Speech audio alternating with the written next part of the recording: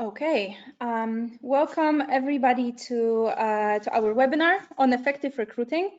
I'm Natalia, CEO of Codility, and I will have a pleasure of moderating our great panel.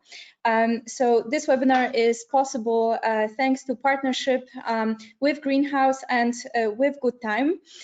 We all care about effective recruiting, and I'm imagining that this is also what our audience is here to learn about or to exchange some views with us. Similarly, a little bit of housekeeping.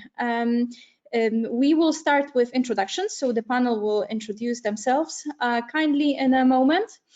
Then we will have discussion about how we're measuring recruiting, what metrics we like to track, generally what an effective hiring process is, and how technology can help us.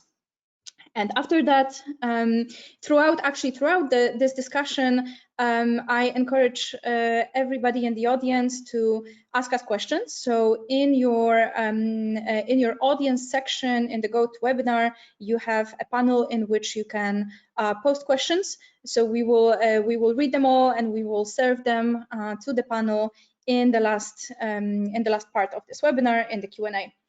Before going into Q&A, we will have a quick poll. So stay tuned for that as well, and off we go. All right. Please awesome. Go. Well, thank you so much, Natalia. I'm super excited to be here today. A little bit about me, just to start off with a quick introduction. My name is Ariana. I lead the talent acquisition and operations team at Greenhouse Software. I lead a small but mighty team that's really passionate about continuous iteration and making recruiting processes more predictive and inclusive. I partner with all department leaders across Greenhouse, and we really try to emphasize excellence over fit, to try to focus on things like growth mindset and potential. And a little bit of me outside of work, I'm an avid dancer. I love rock climbing. I also love to eat donuts. And you can imagine that during quarantine, I'm doing one of those activities a little bit more than the other ones. But that's a little bit about me. Hello, everyone. I'm Stephan from I head up the TA operations team over at Postmates. And a little bit about myself. I'm a huge technophile, and I also have a deep love for a good process flow diagram. I'm addicted to building organizations that really kind of focus on empathy and being able to identify problems at their root cause. I switched over to HR about 6 years ago, from a couple of different spaces: operations, analytics, IT. As a result of a lot of those problems are easier to solve than problems related to people. So that's really what spurred my interest. I now lead the Postmates TA operations team, an amazing team that's really kind of bonded together through all this that's been going on in the world. And we focus on providing services that touch everything from tech to process, enablement, data experience, programs, talents, branding, and really just trying to do our best to ensure that everyone that is impacted by the TA process has what they need. And then kind of a little fun fact about me is I have a list of TA ops ideas on my phone that I always have to constantly update. And most of the time I can't normally fall asleep unless I add something to it.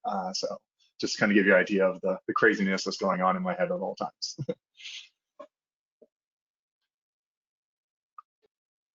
Hi, I'm Ariana Moon. Actually, my name is very similar to Ariana Moon, just so that I want to just put it out there. I'm one of the co-founders and CEO of GoodTime.io.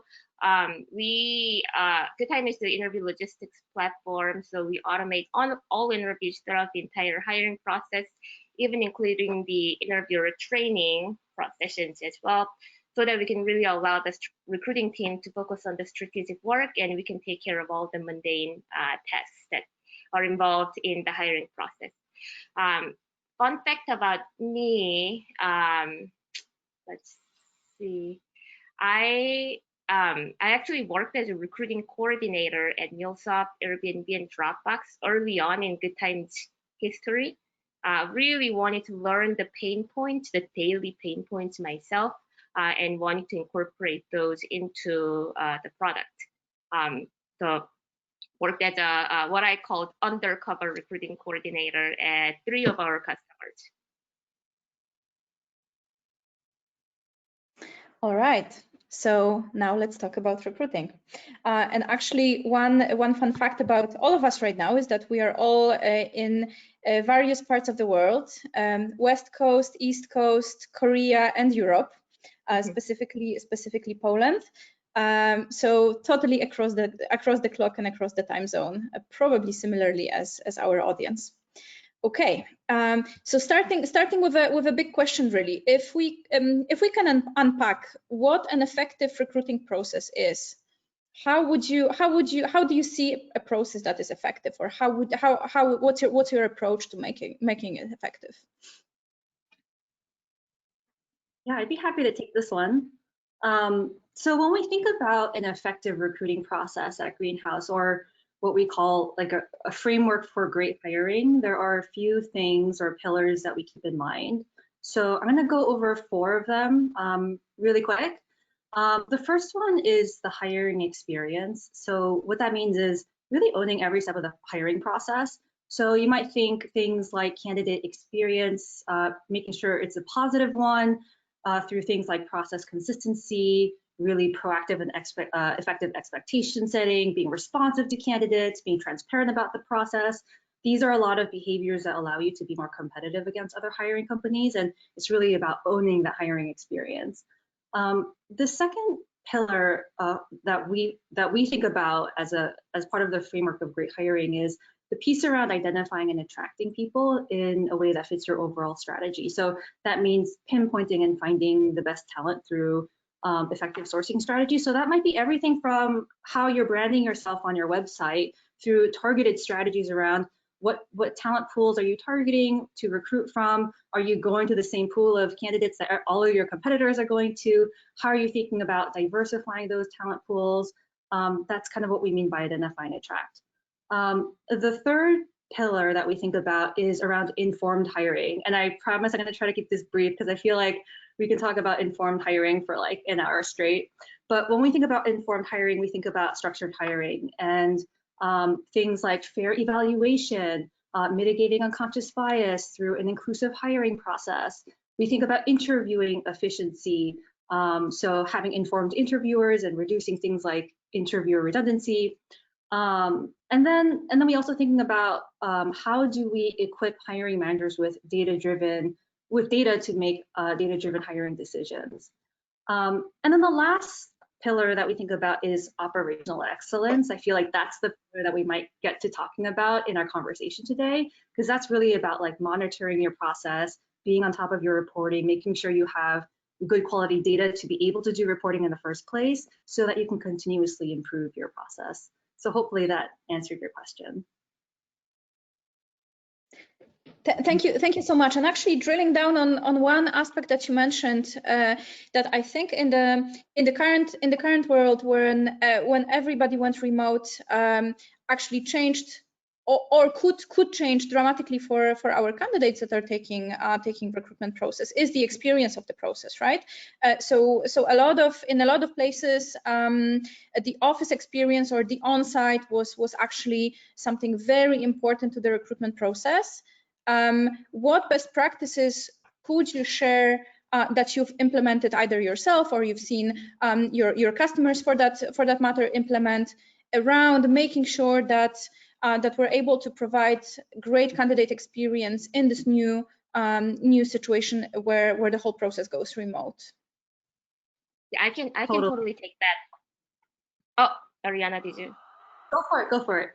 Yeah, I think it's becoming even like before COVID, actually, like the unemployment rate was like, I think at its lowest ever. I think it was 3-point-something%, and then the candidate experience was absolutely paramount. Now after COVID, I think it's even more paramount because there's a lot of, obviously there are a lot of candidates that are, that have been impacted, that are looking for jobs. But at the same time, I think that means for recruiting teams, there's even more, noise, per se in the market also. So it's really hard to, it's even harder to really kind of, make your hiring process very effective and efficient, that you are finding the best of the best talent. And then those best talent, if they have a current job, it's really hard to kind of try to shake them so that they can take a bet on another employment opportunity. So the candidate experience is, I think, even more important. And some mega trend that I'm seeing from our customers is that before, like Natalia mentioned, that physical experience of where you invite your candidate to your office, give them a tour, you get greeted by your hiring manager, some of your potential team members, and then the interview room, completely just crafted for that experience with nice snacks and so on. That's not possible anymore. So everything has to be replaced with something digital. And then the mega trend that I'm seeing is that most of our customers, actually, VPs of Talent have mentioned that they are really modularizing their on-site interview. So instead of having, like, let's say 5-hour all-day interview, their candidates are actually really coming out and ask for more modularized interview, maybe like 1 hour every day next week, for example. And they're trying to craft that virtual interview experience that's more modularized over what we call multi-day interview. And I think that's pretty much consistent with all of our customers. And I think that crafting the candidate experience with that new virtual over multiple day type of on-site interview or virtual on-site interview, it will be very, very, very important. One thing to add to that too, and I think it's kind of an extension of where you're finishing off, is I just think a big change has happened around just how empathetic we are being with candidates. Understanding that everyone's situation is different and everyone's lives has been changed a little bit. So, whereas like being all dressed up or like being able to like make sure your background's really clean. If you have kids, I'm sure they're probably, messing things up, or your pets are the same way, and just kind of making sure that you're creating that space for them and giving them the space to be able to understand that, this is life now and we're all going through it together. So I think that's also, make sure we're factoring that into our candidate experiences become really important. For sure. Yeah. I feel like that's super huge, Stephan, that the aspect of being empathetic more than ever. One of the things we started doing as a talent team when we're getting on the phone with candidates is always starting off the conversation more so than ever, just being like, how are you? Does this time still work for you? We just want to be very conscious of, like, some people, don't have a good Wi-Fi connection. Some people, don't have a private space. But just starting with that human element in any interview, with the how are you doing, does it still work for you, has been something we've been trying to more proactively do, because we never want to assume that we know like what situation someone's dealing with right now. And it sounds like a lot of those good practices or best practices, this is something that we should or ideally we do, COVID or not COVID, right? But I think the current situation forced us to actually go even further into best practices or into more discipline in the process. That's what I'm observing as well. And it's great that you mention empathy. If there's anything that our 2020 world needs, I would say that's more that. And we're still not done with 2020. Let's see what it has for us. So on that note, I'm very curious what 2020 changed for you internally for your own recruiting operations and how you hire your team members. I can jump in here a little bit. I think one of the biggest changes is, going virtual so suddenly. I know we were chatting about this earlier in the call. It's all of a sudden we went from this world where, a lot of companies are starting to move to digitization, starting to get ahead and seeing the benefits of being able to introduce new technologies. But it was just like with the snap of a finger that all of a sudden the entire world went virtual. And I think that is really kind of been, it was a big challenge. There's a lot of, particularly in the coding, in the technical world where, design, there's not a whole lot of technology out there that's allowed that to become virtual. So you're faced with a lot of these questions on how do I make sure that we can still pick up all the signals we need during the hiring process, while also being able to accommodate to this new normal. Totally. Yeah, I can also add something that's changed, or maybe that's something that's been emphasized for us at Greenhouse. So for about the last year or so now, our people team has been very specifically focused on elevating DE&I at Greenhouse. So really infusing the concept of diversity, equity, inclusion, and belonging into the way that we work at Greenhouse. That's really core to who we want to be and how we want to represent who we are as Greenhouse. And I feel like great hiring is a huge part of that, infusing DE&I into hiring practices, into making your hiring process inclusive is really like one of the strategic anchors in any DE&I strategy for a company. So one of the things that we've been focusing on, and I mentioned that we've been focusing on this over a year, but we've really been kind of investing a lot of time and resources into thinking about how we can have more inclusive hiring practices. We changed some things operationally on the talent acquisition team. So we used to have, I think most talent acquisition teams have recruiter capacity models around like how many roles can a recruiter have at any given time. And we tweaked that a little bit to build in more time for recruiters to do active diversity sourcing proactively, the most time-consuming things a recruiter can do. And a lot of the times, if you have a really strong inbound flow of applications, what happens is it's easy to default to that as your applicant pool. But if you want to be very intentional about diversifying your pipeline and reaching out to underrepresented communities to increase the percentage of those communities within your employee base, it's really important to be intentional about that and do the work yourself in trying to make that happen. So that's been a really big focus for us as a recruiting team.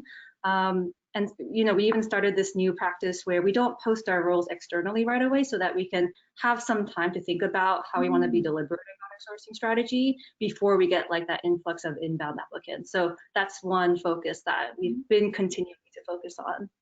And did you actually, on this topic, did you go into quotas on pipeline, on diverse pipeline per role, or do you do it every role? How do you measure then? How? Can you still hear me? You cut up a little bit. Yes. Okay, great. That's a really good question. So last year, when we first started thinking about this, we were measuring the different activities that recruiters were doing. So what job boards were we posting on that were diversity focused? What partnerships were we partnering with? And a lot of it was external focus, like doing things on external job boards or partnering with external partnerships. And we didn't quite see the results that we wanted to see. So over time, we came to focus more on, right now we're focusing on the percentage of initial screens that a recruiter takes that is tied to a diversity sourcing strategy. And using an integration with our sourcing platform and Greenhouse, we can kind of connect those sources and track that via our reports. So we do have a percentage that we aim for every single role. And we also have a mission to try to have goals that are a little bit later stage in the process as well, because it's one thing to measure really early stage funnel activity. It's another thing to measure really later stage funnel activity, so that you can really be measuring the meaningful results that you want to see. Thank you. Thank you so much for sharing. I know this is a topic that is top of mind for so many people hiring at the moment, and we're all trying to figure it out. So the more we collectively share and figure out, just that's the right thing to do. So actually, on that note, since we started to talk about measuring, so how do you in your places, how do you measure your recruiting processes? What KPIs do you put to your teams? Let's say top 3 or maybe top 1. I can jump in here a little bit. Obviously, data is a big friend of mine. I kind of like to focus this from what is it that can potentially go wrong, and I build out from that perspective. So, you know, kind of with that same lens, I think some of the pain points that companies face when really trying to build out, you know, a strategy around the return on investment is that the data is oftentimes fragmented or inaccessible. You may have too many systems, or the information is located in different systems, whether in the talent stack or maybe across the people stack, or even worse, maybe everything's in spreadsheets and you're trying to collect all that information together and pull it together. So, you know, there, I usually kind of make sure that I always have a kind of data library as well as a data mapping plan. So I can start to understand all the different values that we may be creating, and then understand what kind of metrics I want to be able to push out. Another issue I see often is that people are designing processes without thinking of success measures. And I think what happens in those cases is that when you build a process and you don't think about where the current state is or where you want the future state to be, you actually end up just kind of going ad hoc, and then you can't really explain why you invented or proposed that change in the first place. So one thing I always do to make sure to prevent that from happening is I always have a business case for every change that we have. I try to usually get them written down. Sometimes they just live in my head, but I always make sure that whatever change we're pushing forward, there is, success measures behind it. I have a problem that we're trying to solve. A couple other ones are that, technology wasn't really as focused on continual service improvement, and more focused on like operations. You kind of pull in a technology because like, oh, we're having, we want to speed up this part, or we want to drive some inefficiency there. And oftentimes you forget to think about what is the kind of information we're going to be able to pull out of the system. We have two great systems here that personally give me a lot of technology, a lot of data insights as to what's going on in our organization. So that's one of the things I always kind of look for. Can I make a decision on the current health and then the future health of our organization as a result of implementing this new piece of tech? And then I think two more I'd probably call out is too often people forget that changes actually impact data schema. So I think when you're driving, you're so quick to like, oh, we have this issue, we want to solve it. So you might make a change to a process or a tool, and then you find out, oh yeah, I didn't realize that was gonna impact my reporting or metrics. Sorry, people analytics team. I feel like that conversation happens way too often. So I think just having that insight in, one of my mantras is, this change is going to impact my data until I prove otherwise. And with that, I always kind of keep myself in the mindset of what is the upstream or downstream impact of what I'm driving. And I think the last one I'd probably highlight, and I think when we're kind of thinking about how do we really start to sell value around ROI, it's tied to remembering that like a TA organization's value isn't necessarily just tied to how many butts we put in seats. And I think, either in more junior organizations or organizations that really haven't fully got around what a TA org can value is, we can do so much more than that. I mean, what we do from a talent brand perspective can have a huge impact on an employer brand and a consumer brand. Talent planning, skill gap mapping, a bunch of other kind of concepts. These are all things that a talent TA organization can add value to. And I think if we kind of keep that lens of, oh, look how quickly we filled this spot, or look, how many applicants we brought in, it really kind of loses sense of everything that a TA organization have.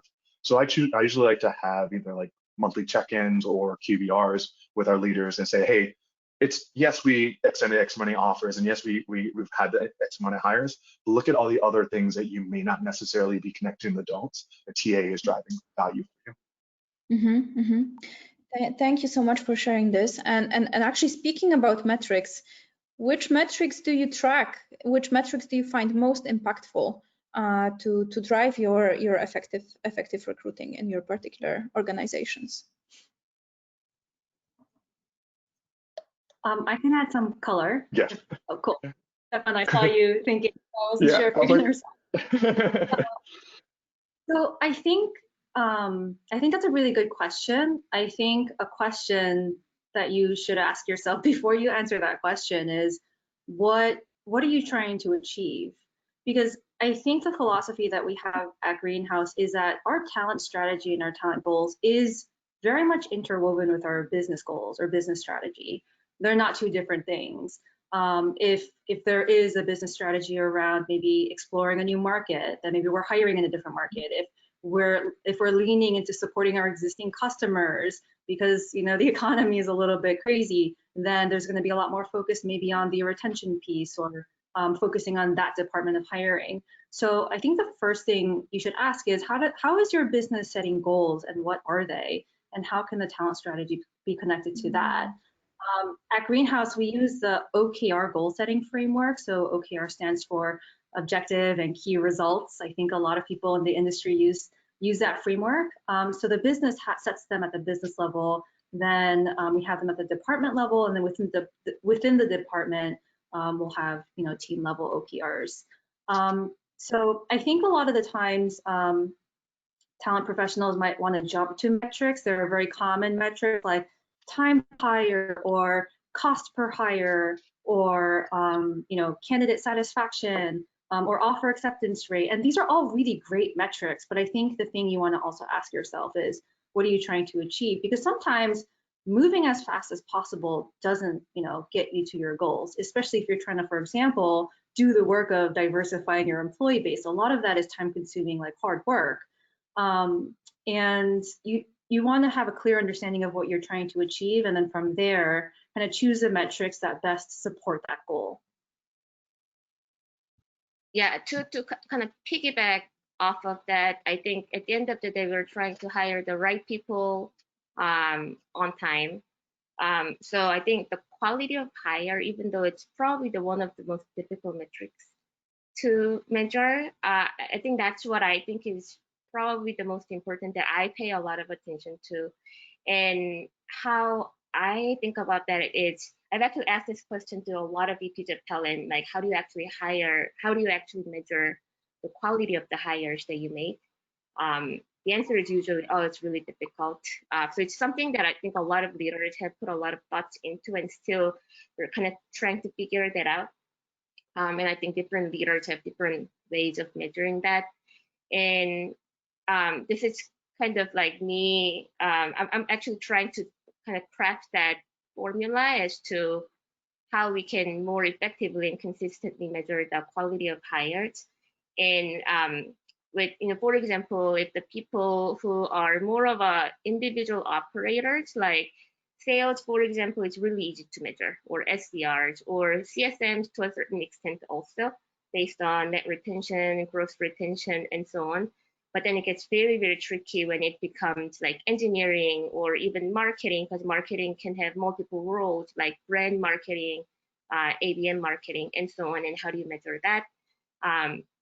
And how I've, how I formulated my ideas around that was, I think if we look at the trend of how the team is performing based on the team metrics, it's starting to make more sense in terms of whether the hires that we've made in the last year that have ramped up now and are fully at their full capacity, are they actually contributing to the betterment of the company and the betterment of the team? So a few things that I've been thinking about was, revenue per employee could be more of an overall high-level company metric that we can look at, and also for your go-to-market team, customer acquisition cost, which is basically how effective are your sales and marketing teams are in customer acquisition. Is it going up? Is it going down? Then looking at the trend of team performance and trying to kind of correlate that to the quality of hires that you've made in the last, certain period that you're looking at. That's how I am kind of like formulating my idea around it. And quality of hire is something that I personally pay a lot of attention to. Mm-hmm. Actually, if I could, please go add on to that as well. So I think quality hire, again, it's like the big mystery that everyone's trying to really solve. But one of the ways I kind of like to look at it is, what are we trying to do with quality hire? We're trying to, at least as a TA organization, trying to understand like how effective are we at getting the right people into these respective roles. And a lot of times what we define as right people are, the ones that have made it all the way through the hiring pipeline, through the on-site, and have been assessed by, the criteria in which we have in order to get hired. So what I like to do is take a step back and say, okay, well, if at an on-site we're assessing, and assuming we have interview score kits and attributes that we're looking for, we're assessing certain skills, well, then we should be looking at how those skills progress over time. So a lot of what I like to do is, if we're looking for agility or technical prowess in this particular skill. I want to see how that is actually resonated 3 months, 6 months, maybe 9 months down the year. And I think that's kind of a nice way to really look at it. However, where that becomes difficult is that requires your organization to have pretty strong performance management systems in place, and a lot of other kind of factors that you can tie back to. But I just think it's something nice about, we assess the candidate on this in the beginning. Let's take a look a little bit later down the line and assess some on that, how it's going. Otherwise, what you start to slip in there is, well, now the person's scope of role has changed, or they've kind of moved to here. And that quality of hire, although adaptability is important, doesn't allow you to really kind of have apples to apples as much. Mm-hmm. But if I have a question for. Sure. So in order for, I think, the quality of hire to be correctly measured, you kind of need that feedback back from your HR team, and you need that collaboration with the HR team. How do you guys work with your HR team to really kind of, measure the quality of hires? Yeah, and I think a lot of it really comes down to how your performance management is kind of laid out across the board. A lot of people have, we particularly use Lattice, and the ability for us to be able to assess, like, these are the goals that we set for an individual, which ideally should be somewhat synonymous to the attributes that we were, it should have the underpinned attributes that we were assessing when we hired the individual. But again, there's a level of maturity there that really kind of has to be a partnership. It can't be just, okay, we hired the people as TA, now people team, it's your job to manage them. It's also understanding, like, hey, if these are the goals that we're assessing them for as an employee, how do those translate to what we're looking for them in the candidate? And that's that constant partnership of looking at the interview kits, looking at the performance, and really having that tough but very important dialogue between the two. Right. Yeah, I love that, Stephan. We're having similar conversations right now at Greenhouse, because we put so much focus into structured hiring, and then if it's not connected to performance management, like, it is, like you said, it's like the golden question that everyone's asking, like, how do you determine whether you were successful at making a hire, especially if everyone that you hired are all, all the feedback around them is positive, right? Our view, hopefully. And so we've been having discussions, it sounds like very similarly to you, around how career ladders that we have at Greenhouse can map back to the ways that we are assessing for people in the interview process. In a more deliberate way, in a way that actually talks to each other and has a feedback loop. I think the quality of hire metric is part of the reason it's so hard is because you have to wait a long time to kind of see the fruits of your labor of measuring it for one person. You have to hire the person, you onboard them, they ramp. Sometimes ramp is like anywhere from 3 to 6 months. Like when I think about our sales team, it can be really long. And to continue to keep that front of mind, to your point, Stephan, if you don't have the org making that a priority, it can be very challenging. Which actually, another metric that I'm a big fan of, and it's one I've been kind of toying around with, and sometimes I feel like a little cat with a ball of string, but we have a quality of hire, but I've been playing around with the idea of applicant quality. I think there's something very interesting at the very beginning of the funnel that I think one of the most underrated metrics is number of applications. I think people just kind of look at it as like, oh yeah, we have applications, but there's something there around it. It tells you the health of your brand. It tells you your organization and the kind of reach that you have. So as you really start to dig into that in that metric, you can learn a lot about how that's going and understanding that pass-through rate. But one of the ones that kind of spun off of that, me digging into the number of applications, was application quality. And this one, I will say, it can be tough to do. There are really simplified ways of doing, which will of course give you a little bit more questionable results, but then there's some more complicated ones. A really simple way could be something as simple as, if you have a hiring manager review stage, what percentage of the applicants that you move from that stage get past the hiring manager review? Because that's kind of an initial indicator of like, hey, this was a good candidate, and there's a bunch of those that we might be moving through. If you have moving a little more complex, you can kind of start to say, based off your interview kits and the criteria that you're setting, what percentage of candidates are matching those criteria? And then even more advanced, and this is the one I'm probably the most happy about, is As you start to kind of moving more into intelligence, you can get to a place where you can start to assess candidates not necessarily for the skills that they have, but the skills that they have potential for showing, and then also be able to leverage that to kind of move candidates faster through the pipeline because they show such a strong match to what you're looking for the job.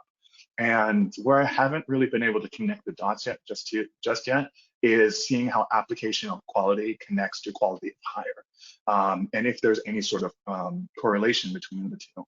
I would imagine there is. That's my hypothesis, but until we have more data, I can't really prove it just yet. Okay. And I think what underpins all this, right? We're able to hire in the remote world. We actually have we're either users of technology in recruiting, or we're providers of technology in recruiting. So I'm very curious about how you see the post-COVID world with regards to recruiting technology. Any major trends you're seeing, anything that will change dramatically based on the experience that we're having today? What's your take? Yeah, that's a big. Oh, go ahead. Iain.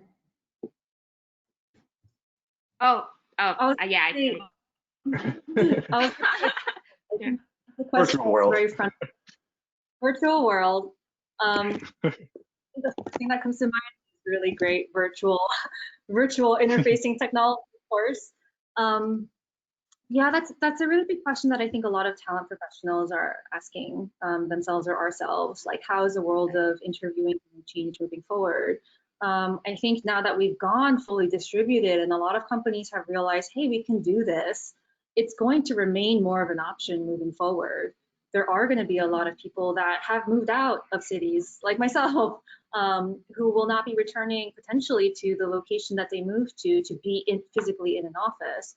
And so there's a lot of work that I think that employers can do and are doing around how do we create really healthy distributed work cultures? How do we still do things like create belonging in an office when you don't have a physical office and you're having all this time that's virtual, and that comes with all of the difficulties of virtual interactions, whether it's slow connection or not being able to get a sense, not seeing very well, or having a lag. But I do think that's an interesting moment for recruiting. We're being pushed to think in a little bit more of a forward-thinking way.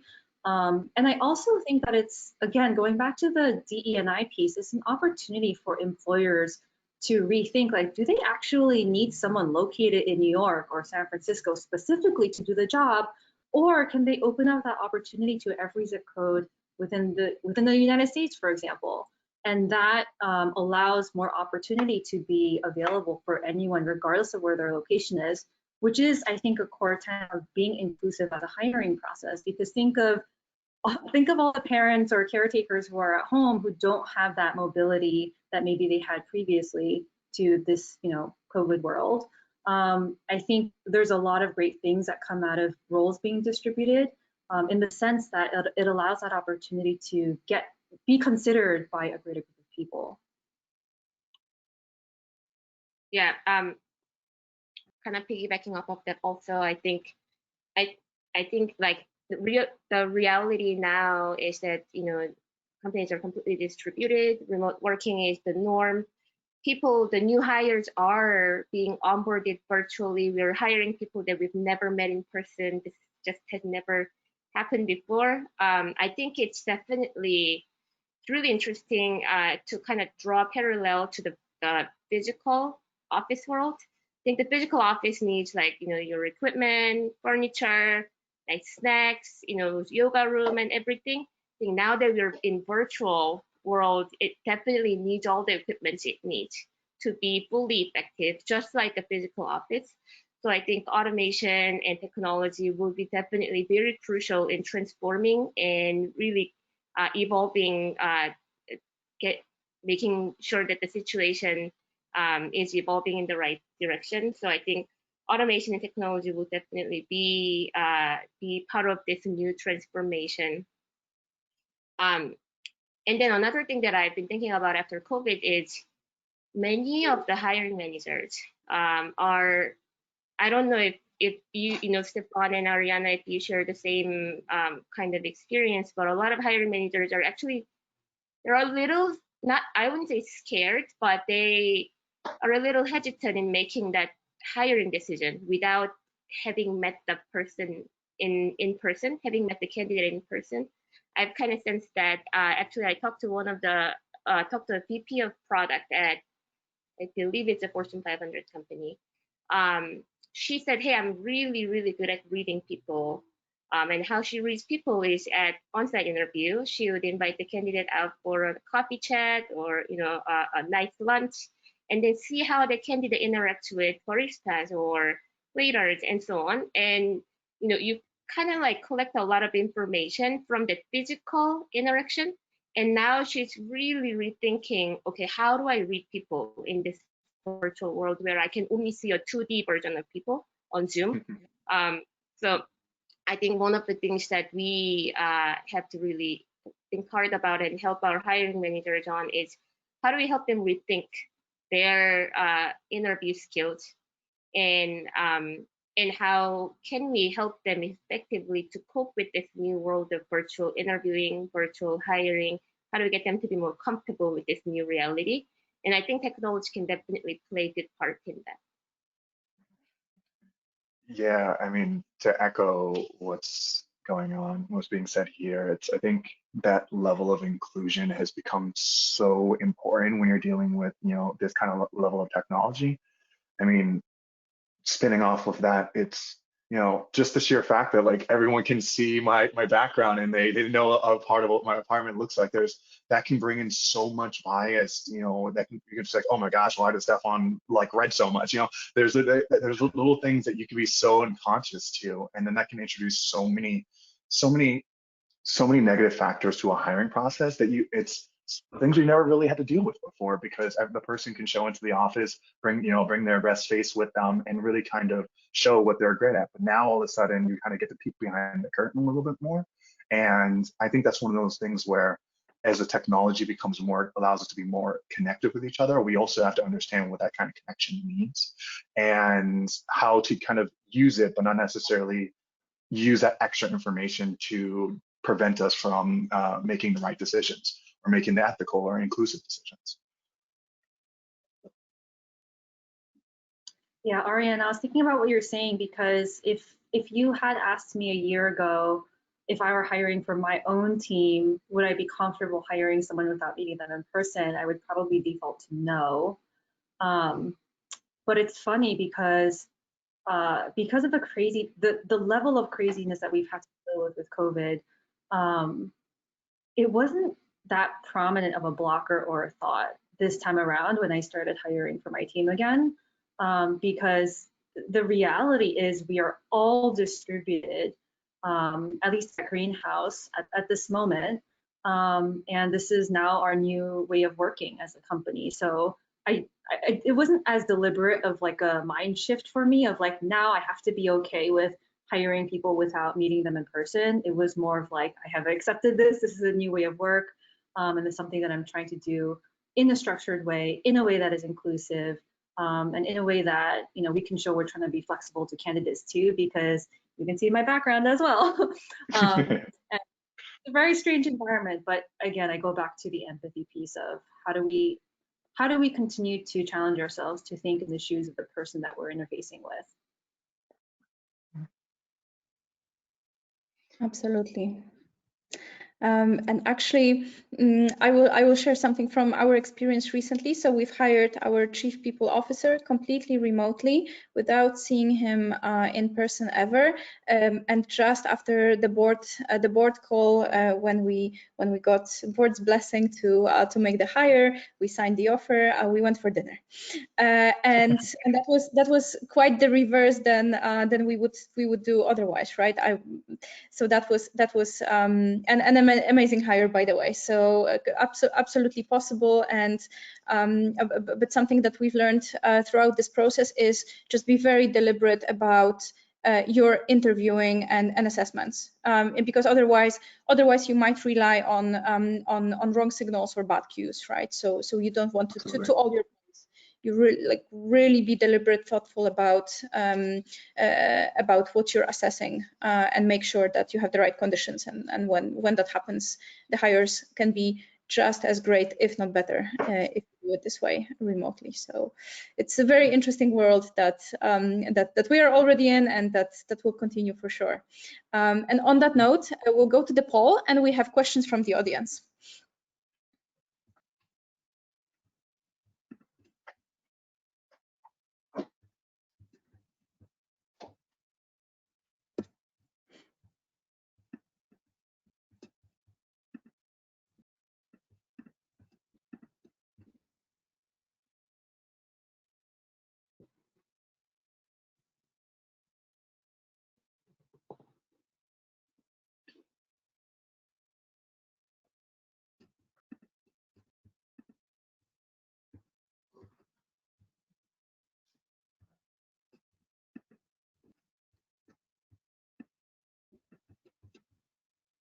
All right, we're back, and we have our first question. And the question is about surveys. How do you leverage surveys when evaluating experience and process efficiencies? I could jump in here a little bit. I know you both have lots of feedback surveys, but I'll start with this one.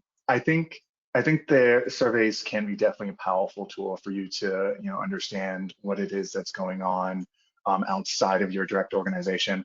But I think it's also important to understand their limitations. There's a lot of bias that is introduced in surveys, things like halo effects or anything along those lines that could really shift the way that people might provide their respective feedback. So I think while though important to collect that information and have it, just I think it's important to understand that it's a data point, and you also want to try to validate or invalidate any of the information that you might be receiving from that.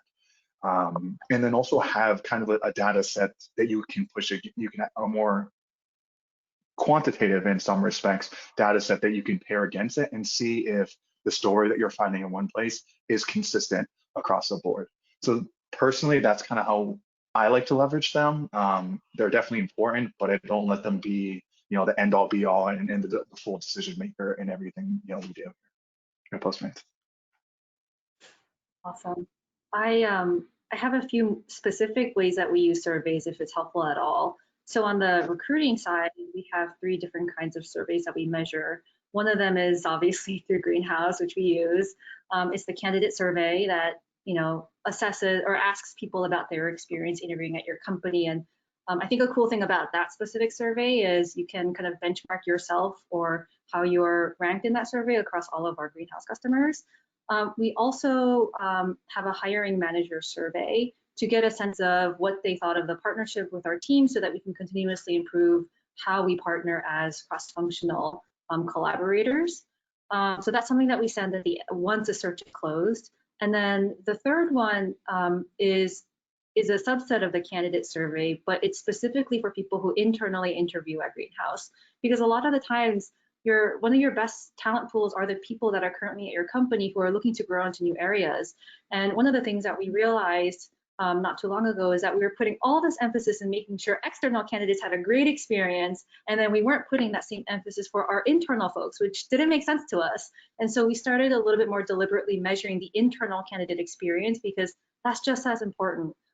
So those are the 3 ways that we've leveraged surveys. I think if the question is about outside of recruiting, we do use Culture Amp as a tool to measure things like engagement across the company, as well as inclusion, a sense of inclusion at the company. So that's something that's also worked for us in the past. Thank you so much. And we actually have a question to what you mentioned, Ariana, about how you're building diverse pipeline of candidates for the roles that you have open at Greenhouse. How long did you spend on sourcing before actually posting the role? And can you share some of the results you saw from that relative to your organic pipeline? Yeah, great question. So we only started doing this this quarter, so I'm hoping I can have more of a story to tell, but the initial data that we're seeing is very promising.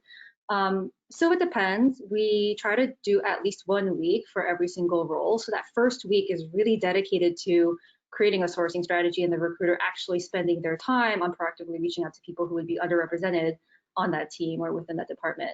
But even before that, I think the important thing that I would want to emphasize is before you create a sourcing strategy, you need to identify with your hiring leaders, like who are you targeting? Like what demographic groups do you want to be more inclusive of? And what are you doing to identify the communities or the talent pools that are more, that they live in? And so I think that first piece has to exist, and there has to be that commitment at the business level of like, hey, we really want to make DE&I a priority. Once you have that, then you can make that strategy. And then, you know, sometimes hiring managers want to not post it for 1 month. We even have one hiring manager right now who doesn't want to post it at all because they really want to be intentional about increasing representation on their department for groups that are underrepresented right now. So I think we're getting really creative. To tell a story about some results that we've seen for a search that I recently ran with someone on my team, we also took the approach of not posting, and about 80 to 90% of our candidates and our finalists in the process came from underrepresented groups that we identified. So it can be a really impactful thing if you build in the time and if you prioritize it, and if you have that commitment level from the business too. It can be very challenging if the business wants someone as fast as possible and they're not seeing things eye to eye. But I think right now a lot of people are realizing the importance of doing so. Yeah. Hopefully that answers the question. Sorry, I didn't mean to cut you off. One thing I would even add to that too is, you know, as far as like the amount of time spent sourcing, I think a lot of it kind of plays into how big your talent pool is that you have to start off from. Personally, at Postmates, I'm very big on us building out a robust CRM, which allows us to kind of do that initial kind of assessment of what's going on. And as a result of that, we have access to pretty much everyone that we've ever engaged with in any way, shape, or form to have that initial kind of lens of sourcing, which is nice because before we even open a role, we already know exactly like what our population looks like to start off with, and we can start feeding hiring managers some example of ideal candidates. And then from there, what we can also do is we can view that same talent pool and see what we're missing. Are there any demographics that we're short in? And if so, then we can prioritize our search in making sure we're kind of filling that pool, so that way we can make sure that, you know, when it comes down, as we continue to move down the line, we have a nice robust hiring panel for the hiring managers. Mm-hmm. All right, and we're approaching our time to wrap up, 55 minutes together. Thank you so much for sharing. I will have to close and a closing word from all our panelists. I have a question to all of you. What is one thing that is top of mind for you for the remaining of 2020 in the realm of recruiting? Natalia, you are breaking up a little. Is it better now? One thing that is top of mind for you until the end of 2020, for the rest of the year, one most important thing that you're currently dealing with in the realm of recruiting.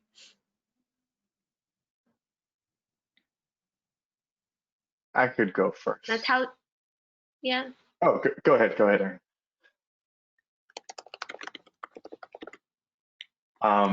So I think for me, the biggest priority has been shifting a lot of our efforts into our talent brand focus.